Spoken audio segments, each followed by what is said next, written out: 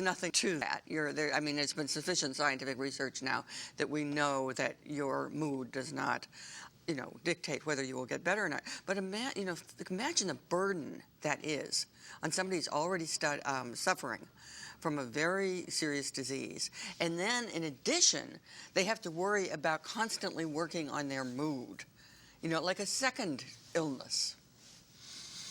So talk about the research. I think that's going to surprise people, what you just said. I mean, years ago, you were in biology. You were at Rockefeller University. Oh, yeah. No, here it finally came in useful, that I think there's a widespread idea. It sounds so familiar that, you would, just let it go right by you, which is that your immune system will be boosted if you are thinking positively.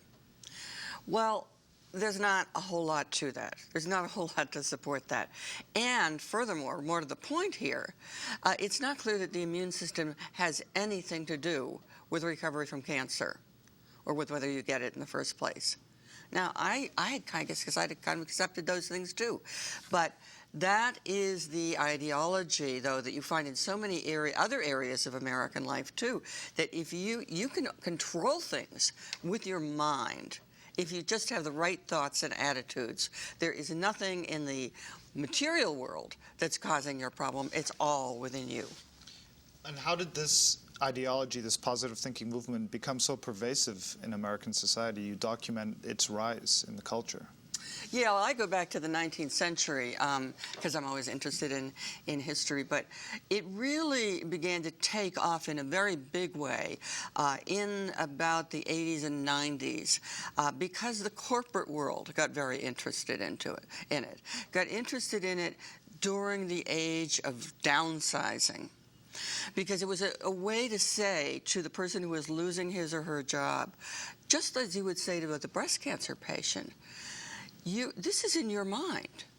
You can overcome this. If something bad has happened to you, that must mean you have a bad attitude. And now, if you want everything to be all right, just focus your thoughts in this new, positive way, and it'll be okay. I can't tell you how many times I have read people who've lost their jobs in this recession in the newspaper saying, "But I'm trying so hard to be positive."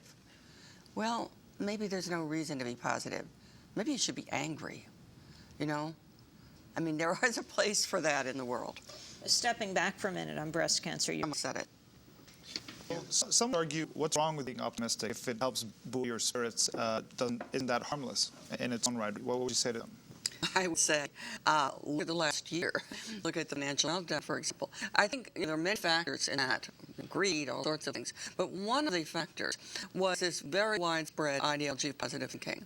And it operated at the level of the ordinary person who might want to get a mortgage, for example, and always been turned down for mortgage in the past, but who was hearing from his preacher, perhaps, one of his prosperity gospel preachers, that God wants you to have that big house. And look, the Lord has blessed you with this amazing mortgage. No money down, proof of income, etc. But what was far more significant was what was going on at the other end. And this is, to me, one of the most fascinating things to research is the change in corporate culture in the last 15 or so years, as this positive thinking took over and began to replace more logical, analytical approaches to things, focused on the bottom line. And the idea had taken hold that we can do no wrong. Housing prices can never go down. The stock market can never go down. And because I think it's right, it will be right, especially if you're the CEO and making $20 million a year. And I think it became a mass illusion. Talk about the economy, a different approach you think needs to be taken. What does it mean to get angry? Why do you actually think that's healthy? I think, first, I think it's a mistake to try to turn your anger and resentment and sadness or grief into something else. It's very bad to try to just plaster on a smiley face. And that's what America has been told to do as they've lost their jobs in layoffs now for a decade. Just put on a smiley face, go to the next place. And there's a time when you have to say, wait a minute, this is not in me, this is not my attitude, this is coming from somewhere else. We need to understand what that is and try to figure out how to get together and change it. That's my You don't approach. think the motivational speakers are going to do it? Talk about No. your experience at the National Speakers Association. Oh yes, I did. I did interview a lot of motivational speakers, and these are people who their primary clients are corporate. They're brought into sales meetings, but also to any kind of general corporate meeting. And the message is again and again: you can have whatever you want, so long as you focus your thoughts on it. As long as you really, really, really want it. And I think that's nuts, frankly. I mean, that's not how we make change in the world. We make change by planning, by thinking, and by coming together. And do you see parallels in the positive thinking movement at